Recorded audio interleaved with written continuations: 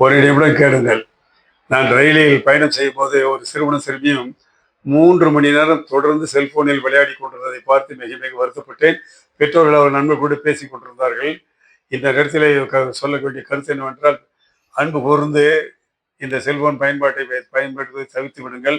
பாருங்கள், தன்னம்பிக்கை அந்த குழந்தைகளுக்கு குறைந்துவிடும். சிந்திக்கக்கூடிய திறனானதும் குறைந்துவிடும். படிப்பில் ஆர்வம் குறைந்து ரேங்க் எல்லாம் போய் மார்க் எல்லாம் குறைஞ்சு இதாகி போயிடும். 4வது கேட்கும் திறன், காது செவிடாக ஆரம்பிச்சிடும்.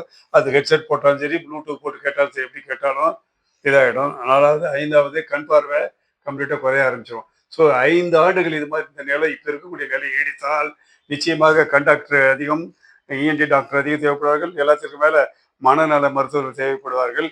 அதனால் செல்போன் பயன்பாடு ஹோம்ஒர்க் ஸ்கூலில் கொடுத்தா அதுக்கு மட்டும் பயன்படுத்துங்க. வேற எதுக்கும் பயன்படுத்த வேண்டாம். அன்பாக கேட்டுக்கொள்கிறேன், வேண்டி விரும்பி கேட்டுக்கொள்கிறேன். தயவு செய்து செல்போன் பயன்பாட்டை குறைத்துக் கொள்ளுங்கள். மிக்க நன்றி, வணக்கம்.